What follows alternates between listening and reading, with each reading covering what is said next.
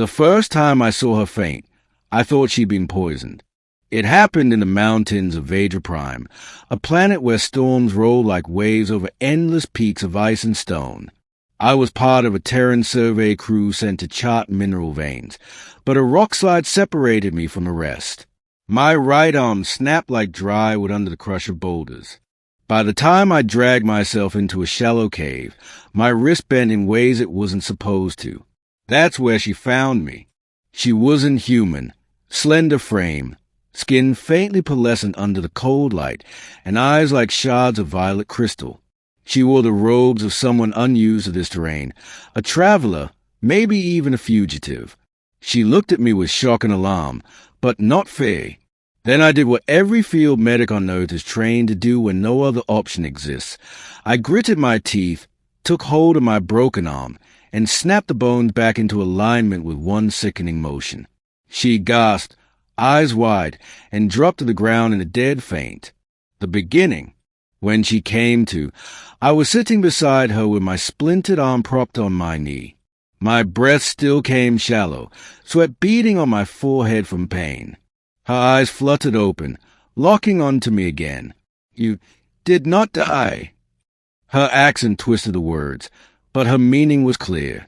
"No," I said hoarsely, managing a wry smile. "Humans don't die that easy." She pushed herself upright, staring at my arm as though it was some grotesque miracle. "You tore your body, then put it back. No healing pod, no nanite, no." Her voice broke off in disbelief. "Field trick," I said, trying to sound casual. "We call it setting the bone. If it heals crooked, you're crippled for life. This way, at least, it'll heal straight." She looked at me as if I claimed to drink fire. "You are from a death world." I gave a short laugh.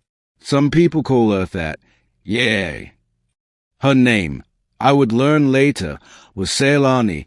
She had been traveling across the mountains to escape raiders who had burned her settlement. She wasn't trained to survive in these wilds. Her people relied on advanced biotech to heal, machines to shield them from the raw brutality of nature. Watching me deliberately re-break my arm was like watching a predator chew off its own leg to escape a trap. "You are dangerous," she whispered. "Not dangerous," I corrected, leaning back against the stone. "Just stubborn. Humans survive because we don't give up." Growing connection. Over the next days, we became unlikely companions. She knew the mountain passes better than I did, guiding us toward a hidden valley where she claimed safety might lie. I provided the grit and brute force, she the knowledge and subtlety. Duke, the Terran equivalent of a drone dog, who had managed to stick with me, scouted ahead, sniffing out threats and hunting small game for food. Ceylani had never seen a creature like him. She called him Loyal Spirit in her language, feeding him bits of dried fruit and smiling when he licked her hand. But when her gaze fell on me, it was always tinged with awe and a little fear. "You break yourself, and yet keep moving," she said one night, staring into the fire. "My people would lie still, waiting for healers. You fight your own body. That's what survival is," I told her. "You don't wait for someone else to save you. You do what has to be done." She touched her chest lightly. "Strange. I feel strong when near you." The middle clash of worlds. The valley she spoke of was not empty. Raiders had found it first. Their campfires glowed in the distance, and the sound of engines rumbled across the rocks. Ceylani's face went pale. "They will take me again," she said, trembling. "I cannot." "No," I said firmly. "They won't." She stared at me. "But you are injured. You cannot fight them." I flexed my broken arm, still strapped tight against my chest. "I don't need both arms to fight." She tried to protest, but the truth was we didn't have a choice. We had to pass through the valley to reach the Coalition relay beacon. Either we slipped past unseen, or we fought. That night, under a blood-red moon, we crept down the cliffs. Duke slunk ahead, ears twitching. The raiders lounged near their speeders, laughing, drinking, their weapons scattered carelessly. I motioned to Ceylani to stay low, but when one of the raiders spotted us, everything erupted. Plasma bolts lit the night. Duke lunged at the nearest raider, dragging him down with snapping jaws. I charged forward, using my good arm to fire my pistol, each shot precise, desperate. Pain throbbed through me with every recoil, but adrenaline drowned it out. Ceylani, though trembling, raised her hands. To my shock, light burst from her palms, a cascade of bioluminescent energy that blinded the raiders. They screamed, firing wildly. "Move!" I shouted. We fought side by side, human grit and alien brilliance. My bones screamed, my body burned, but we pressed on. By the time the last raider fell, silence stretched across the valley. Ceylani collapsed to her knees, staring at me with wide, tear-filled eyes. How? How do you stand? You are torn, broken, bleeding, yet you do not stop. I knelt beside her, gripping her shoulder with my good hand. Because if I stop, we die, and I don't plan on dying today. She trembled, then whispered, "Your strength, it terrifies me. But also, I need it." The turning point. The days that followed blurred together. We found the relay beacon, sent out the distress call, and sheltered in the ruins of an old watchtower. Coalition forces were days away. My body ached. Fever burned in me, but I refused to show weakness.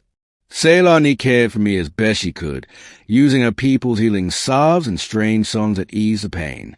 One evening, as the storms raged outside, she sat close beside me. "When you broke your body, I fainted," she admitted softly. "I thought you mad. But now, I see. It was not madness.